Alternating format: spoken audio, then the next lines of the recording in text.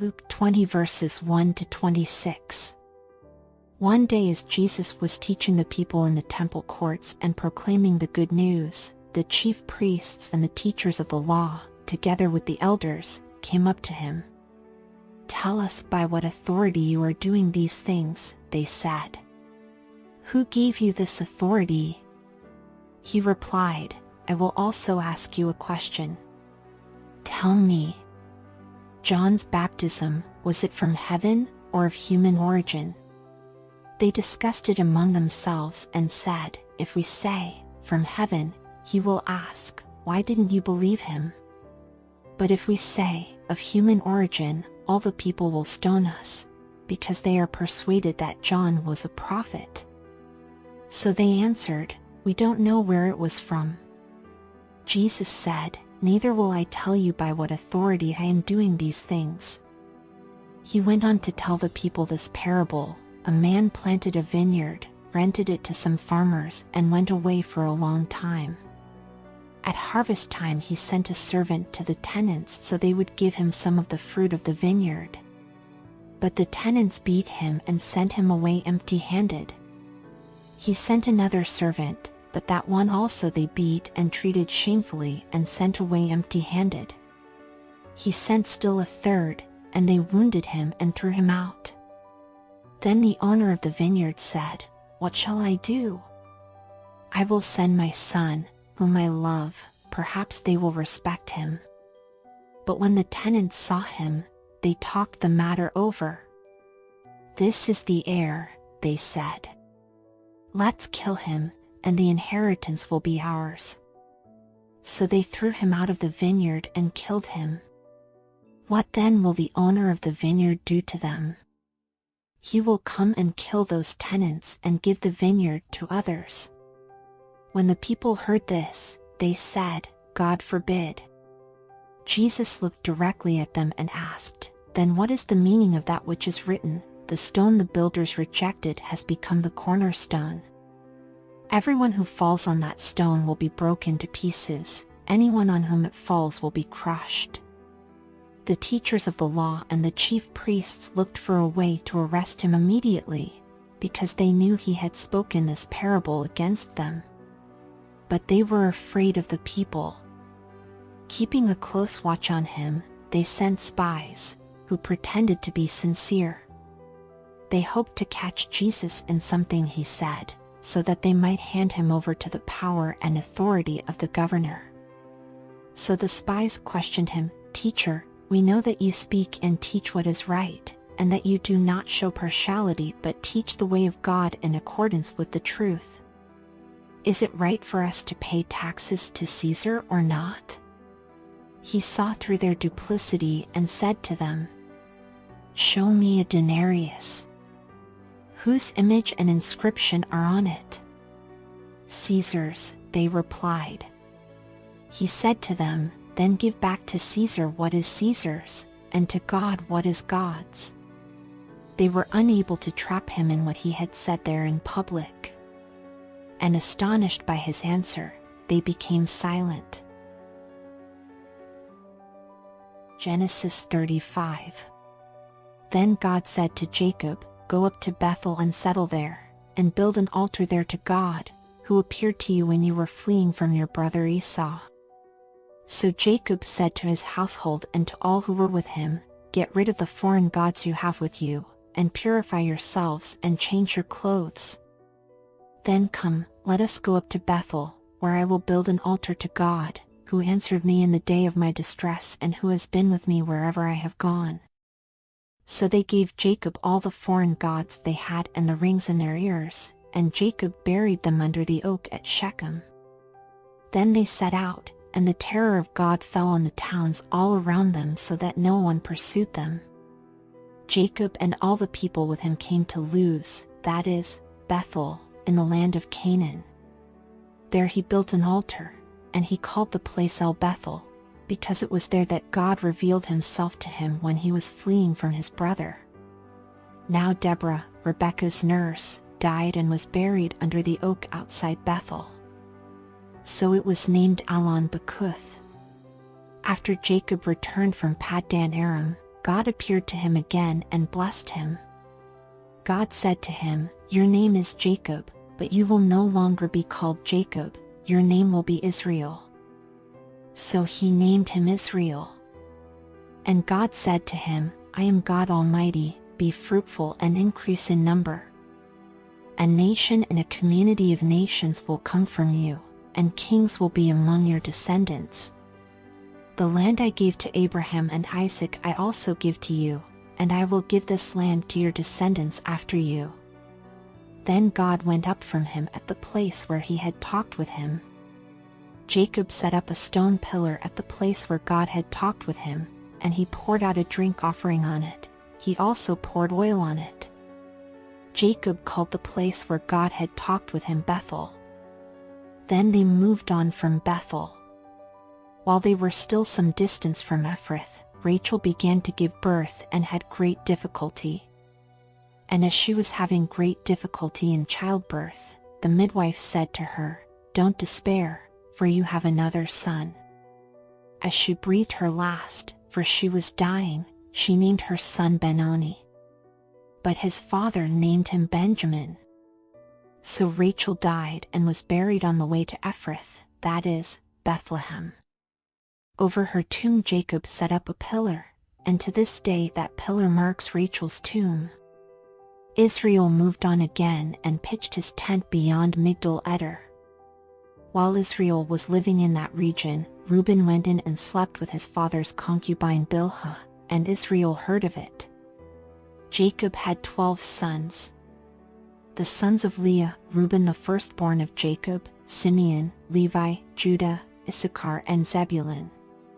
The sons of Rachel, Joseph and Benjamin. The sons of Rachel's servant Bilhah, Dan and Naphtali. The sons of Leah's servant Zilpah, Gad and Asher. These were the sons of Jacob, who were born to him in Paddan Aram. Jacob came home to his father Isaac in Mamre, near Kiriath Arba, that is, Hebron, where Abraham and Isaac had stayed. Isaac lived 180 years.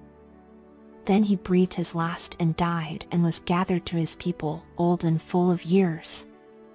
And his sons Esau and Jacob buried him. Genesis 36. This is the account of the family line of Esau, that is, Edom.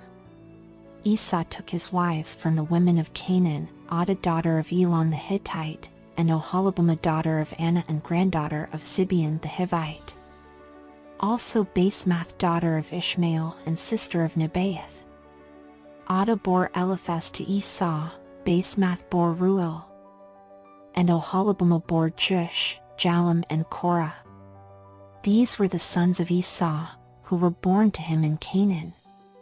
Esau took his wives and sons and daughters and all the members of his household, as well as his livestock and all his other animals and all the goods he had acquired in Canaan, and moved to a land some distance from his brother Jacob. Their possessions were too great for them to remain together. The land where they were staying could not support them both because of their livestock. So Esau, that is Edom, settled in the hill country of Seir. This is the account of the family line of Esau, the father of the Edomites in the hill country of Seir. These are the names of Esau's sons: Eliphaz, the son of Esau's wife Adah, and Ruel, the son of Esau's wife Basemath. The sons of Eliphaz: Taman, Omar, Zepho, Gatam and Kenaz. Esau's son Eliphaz also had a concubine named Timnah, who bore him Amalek. These were grandsons of Esau's wife Adah. The sons of Ruel: Nahath, Zerah, Shammah and Mizah. These were grandsons of Esau's wife Basemath. The sons of Esau's wife Oholibamah daughter of Anna and granddaughter of Zibeon, whom she bore to Esau: Jush, Jalem, and Korah. These were the chiefs among Esau's descendants, the sons of Eliphaz the firstborn of Esau, chiefs Taman, Omar, Zepho, Kenaz, Korah, Gatam, and Amalek. These were the chiefs descended from Eliphaz in Edom. They were grandsons of Adah. The sons of Esau's son Ruel, chiefs Nahath, Zerah, Shammah and Mizah. These were the chiefs descended from Ruel in Edom. They were grandsons of Esau's wife Basemath. The sons of Esau's wife Oholibamah, chiefs Jush, Jalem, and Korah. These were the chiefs descended from Esau's wife Oholibamah, daughter of Anah. These were the sons of Esau, that is, Edom, and these were their chiefs. These were the sons of Seir the Horite, who were living in the region: Lotan, Shobal, Zibeon, Anah, Dishon, Ezer, and Dishon. These sons of Seir and Edom were Horite chiefs. The sons of Lotan, Hori and Homam. Timnah was Lotan's sister. The sons of Shobal, Alvan, Manahath, Ebal, Shepho, and Onam. The sons of Zibeon, Aiah, and Anah. This is the Anah who discovered the hot springs in the desert while he was grazing the donkeys of his father Zibeon. The children of Anah, Dishon and Oholibamah, daughter of Anah. The sons of Dishon, Hemdan, Eshban, Ithran, and Karen. The sons of Ezer, Bilhan, Zavan, and Akan. The sons of Dishon, Uzi, and Aaron. These were the Horite chiefs: Lotan, Shobal, Zibeon, Anah, Dishon, Ezer, and Dishon. These were the Horite chiefs, according to their divisions, in the land of Seir. These were the kings who reigned in Edom before any Israelite king reigned. Bela son of Beer became king of Edom. His city was named Dinhabah. When Bela died, Jobab son of Zerah from Bozrah succeeded him as king. When Jobab died, Husham from the land of the Temanites succeeded him as king. When Husham died, Hadad son of Bedad, who defeated Midian in the country of Moab, succeeded him as king. His city was named Avith. When Hadad died, Samlah from Masrekah succeeded him as king. When Samlah died, Shaul from Rehoboth on the river succeeded him as king. When Shaul died, Baal-Hanan son of Akbeer succeeded him as king. When Baal-Hanan son of Akbeer died, Hadad succeeded him as king. His city was named Pau, and his wife's name was Mehetabel daughter of Matred, the daughter of Mezahab. These were the chiefs descended from Esau, by name, according to their clans and regions: Timnah, Alva, Jetheth, Oholibamah, Elah, Pinion, Kenas, Taman, Mibzar, Magdiel, and Iram. These were the chiefs of Edom, according to their settlements in the land they occupied. This is the family line of Esau, the father of the Edomites. Psalms 27. The Lord is my light and my salvation, whom shall I fear? The Lord is the stronghold of my life, of whom shall I be afraid? When the wicked advance against me to devour me, it is my enemies and my foes who will stumble and fall. Though an army besiege me, my heart will not fear. Though war break out against me, even then I will be confident. One thing I ask from the Lord, this only do I seek, that I may dwell in the house of the Lord all the days of my life, to gaze on the beauty of the Lord and to seek him in his temple. For in the day of trouble, he will keep me safe in his dwelling. He will hide me in the shelter of his sacred tent and set me high upon a rock. Then my head will be exalted above the enemies who surround me. At his sacred tent I will sacrifice with shouts of joy. I will sing and make music to the Lord. Hear my voice when I call, Lord, be merciful to me and answer me. My heart says of you, seek his face. Your face, Lord, I will seek. Do not hide your face from me. Do not turn your servant away in anger. You have been my helper. Do not reject me or forsake me, God my Savior. Though my father and mother forsake me, the Lord will receive me. Teach me your way, Lord, lead me in a straight path because of my oppressors. Do not turn me over to the desire of my foes, for false witnesses rise up against me, spouting malicious accusations. I remain confident of this. I will see the goodness of the Lord in the land of the living. Wait for the Lord, be strong and take heart and wait for the Lord.